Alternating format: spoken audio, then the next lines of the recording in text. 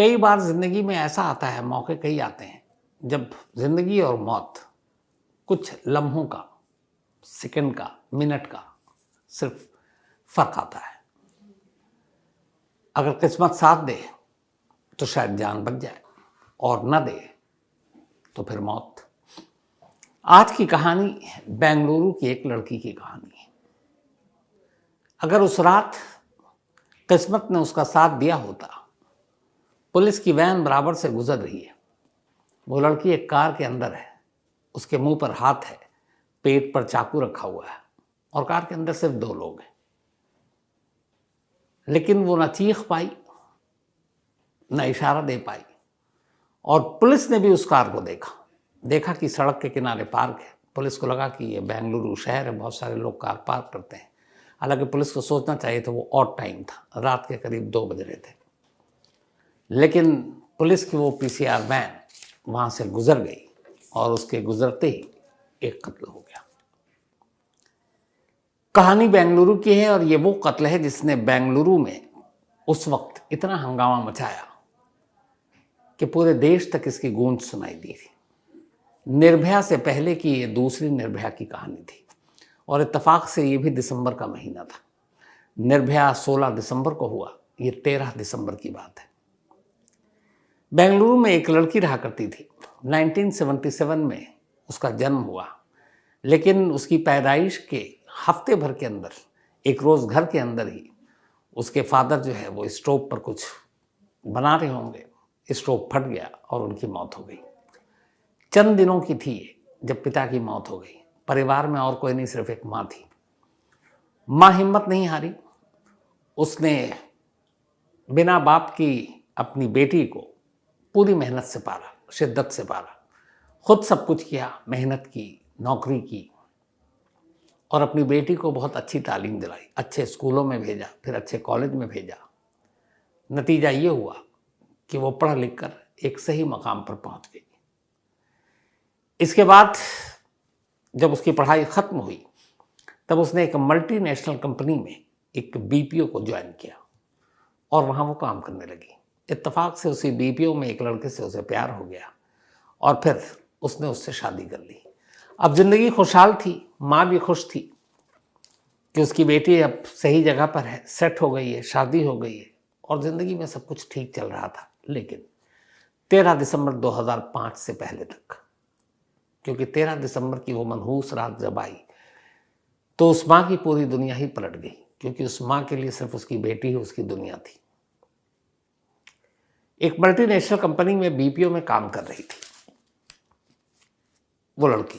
नाम मैं इसलिए नहीं ले रहा हूँ क्योंकि वो एक रेप विक्टिम भी थी। तो बीपीओ में अक्सर कई शिफ्ट लगती है, नाइट शिफ्ट भी लगा करती थी और नाइट शिफ्ट जो थी वहाँ पर वो करीब 2 बजे के बाद थी। लेकिन कंपनी इस बात का ख्याल रखती थी कि नाइट शिफ्ट में जो भी लोग आएंगे उनको कंपनी कैब भेजेगी, कैब से आएगी, कैब से जाएंगे। तो इसे भी कैब मिला करता था जब नाइट शिफ्ट हुआ करती थी। 13 दिसंबर 2005 की वो रात थी। बीपीओ में काम करने वाली ये लड़की ठीक 2 बजे, अच्छा कैब पे चूंकि नाइट शिफ्ट इतनी कर चुकी थी कि सारे ड्राइवर लगभग मालूम थे, उनके नंबर तक थे कि भैया लेट हो रहा है, आप आ जाओ, यही बातें होती हैं। उस रात भी एक ड्राइवर था, उसका नाम था शिव कुमार। उम्र करीब 30-32 साल रही होगी।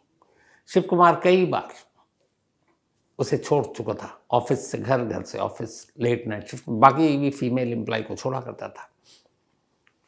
उस रात 2 बजे वो पहुंचा और अपने मोबाइल से उसने फ़ोन किया। उसने कहा मैं नीचे हूँ, दीदी आ जाओ। उसने कहा ठीक है भैया आती हूँ। नीचे आई, कार में बैठी। अब ऑफिस जाना है, तमाम काम, इंसान वही रूटीन और वही रूट, तो सब कुछ एक जैसा होता है। तो वो कहीं खो गई इस दौरान में। जब उसको लगा कि अब थोड़ी अलर्ट हुई, चौकन्नी हुई, तो उसने देखा कि ये वो रास्ता नहीं है जिस रास्ते से मैं बीपीओ ऑफिस जाया करती हूँ। उसने उससे पूछा कि भैया ये किधर? तो उसने कहा नहीं, एक और पिक करना है को, किसी को। तो उसने कहा ऐसा तो कभी हुआ नहीं। उसने बोला आज 1-2 ड्राइवर छुट्टी पर है। उसे लगा नॉर्मल बात है। तभी अब गाड़ी शहर के सुनसान इलाकों की तरफ घूम चुकी थी। रात करीब 2 बजे से ज़्यादा का वक्त था। ऐसी एक जगह पर, अच्छा चूंकि जब भी वो आती थी हमेशा ड्राइवर के बराबर की सीट पर बैठा करती थी, तो उस दिन वो ड्राइवर के साथ बैठी हुई थी। जब सुनसान रास्ते पर गाड़ी पहुंची, अचानक शिव कुमार ने एक चाकू निकाला, चाकू उसके पेट पे लगाया और बोलना, चीखना मत वरना चाकू अंदर डाल दूंगा। अब वो घबरा गई अचानक। इसके बाद वो उसके साथ कुछ हरकतें करने लगा। उसने बड़े गिड़गिड़ाए, लेकिन चाकू साथ में, डर भी लग रहा है। इसी दौरान एक जगह उसने गाड़ी रोक दी। गाड़ी रोकने के बाद वो उसके साथ कुछ करता, इसी दौरान में देखा कि सामने से पुलिस की गाड़ी आ रही है। पुलिस की जब गाड़ी आ रही थी तब उस लड़की को भी हिम्मत आई, लगा कि पुलिस आ गई, अब मैं शायद बच जाऊंगी। सारे शीशे ऊपर चढ़े हुए थे और सेंटर लॉक था, लेकिन उसने कहा था कि वो सोचा था कि मैं चीखूंगी, लेकिन तब तक शिव कुमार को भी लग गया। उसने अचानक अपने हाथ से, एक हाथ से उसका मुंह दबा दिया और दूसरा हाथ उसने चाकू पकड़ा हुआ था और उसके पेट से लगाकर बोला कि अगर तुमने कोशिश की पुलिस का ध्यान अपनी तरफ खींचने के लिए, मैं तो पकड़ा जाऊंगा, लेकिन उससे पहले तुमको मार दूंगा।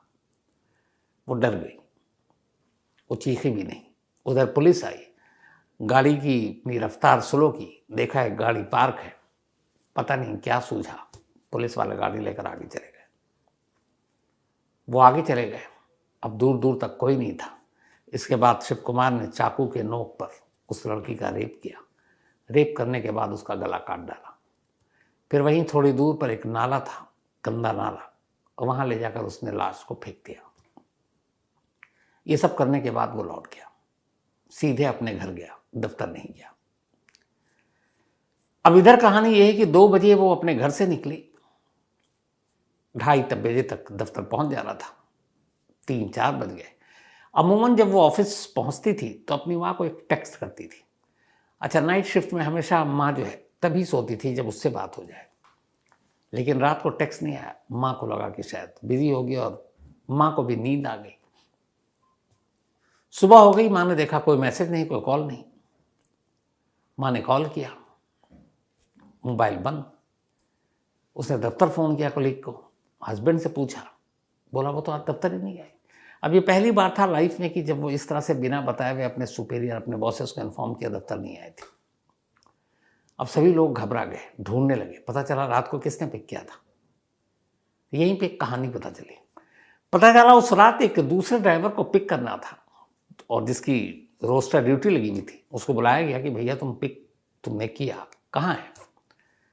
तो उसने कहा मैं तो पिक किया ही नहीं, मुझे कहा गया था, लेकिन जब मैं घर पहुंचा तो पता चला कि वो तो निकल गई है और वो किसी और कैब में चली गई है।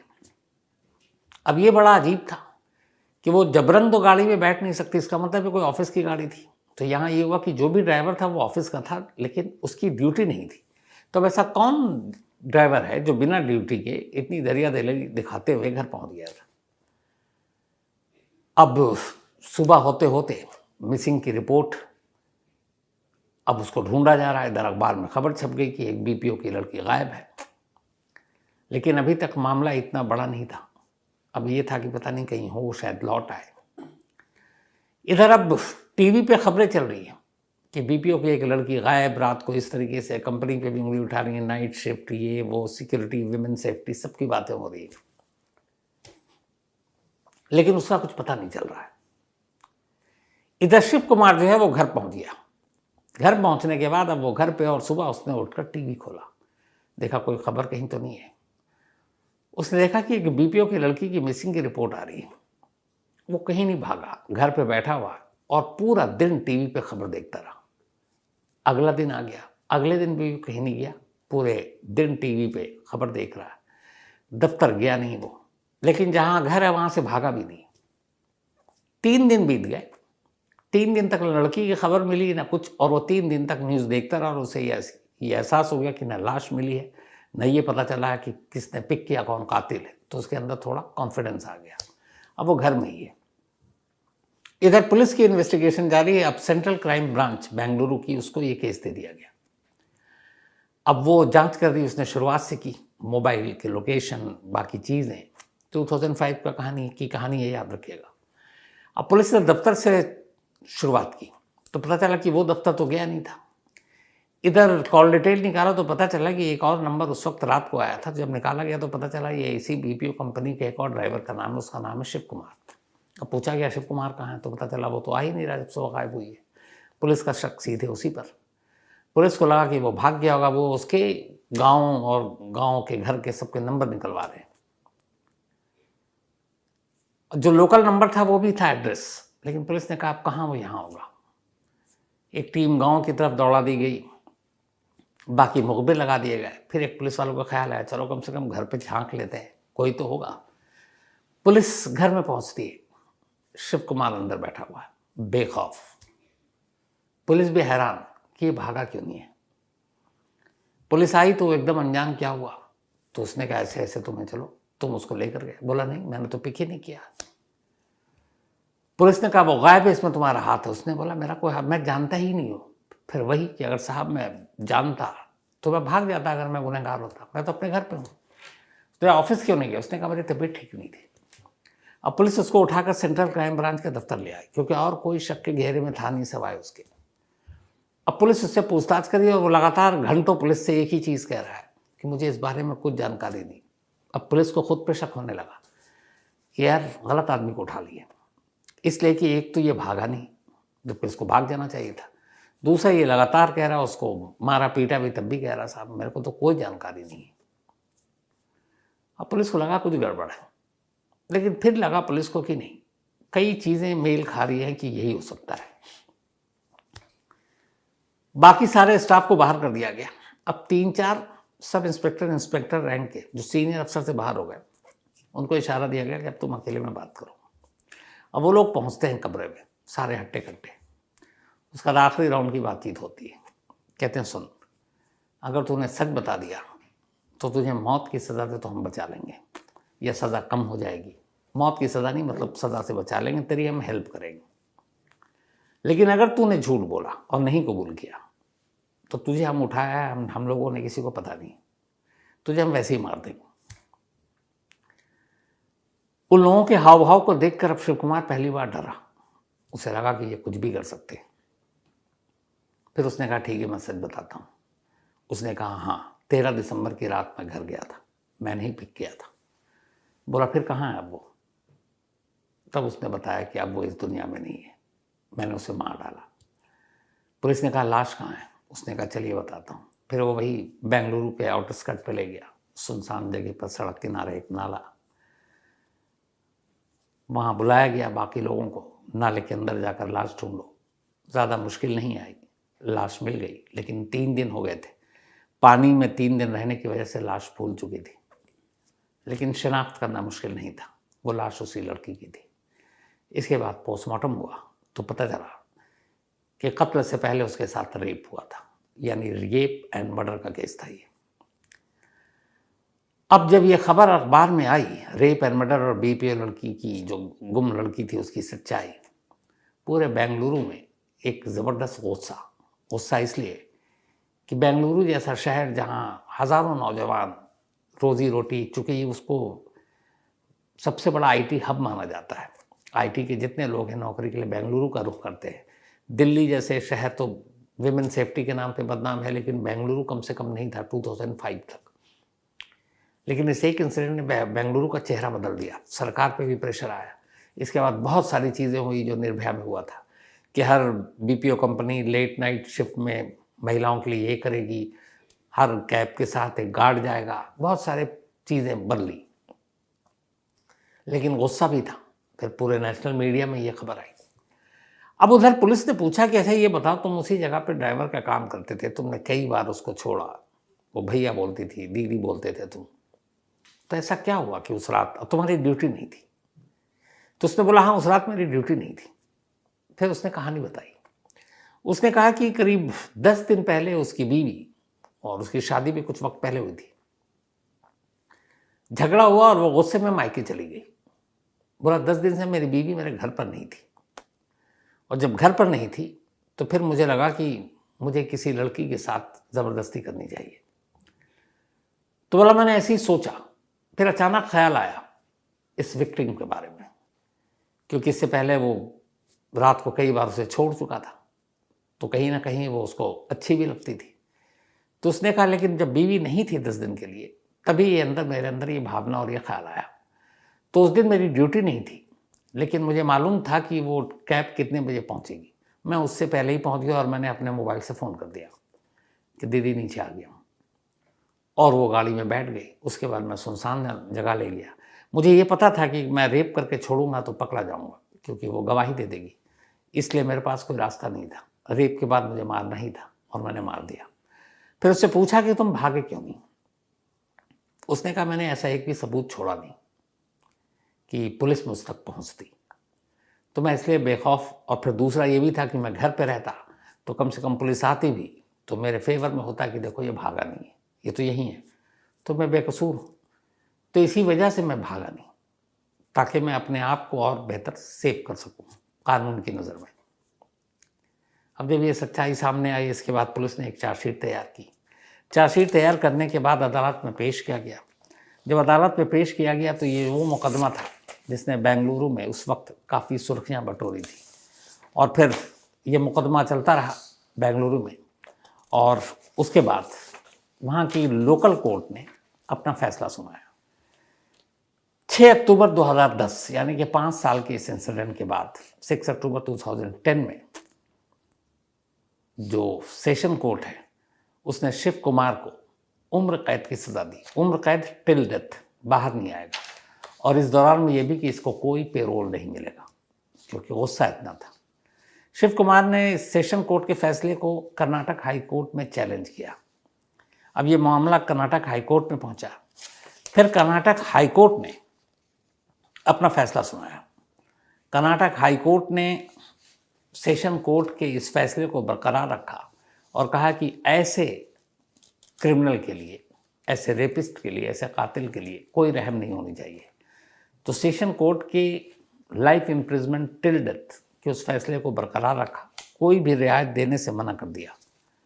अब इसके बाद शिव कुमार पहुंचा सुप्रीम कोर्ट। सुप्रीम कोर्ट में करीब 5 साल तक ये मामला रहा। अराउंड 17-18 में गया था। सुप्रीम कोर्ट में सुनवाई होती रही। अभी इसी साल 29 मार्च 2023 को सुप्रीम कोर्ट का फैसला आया।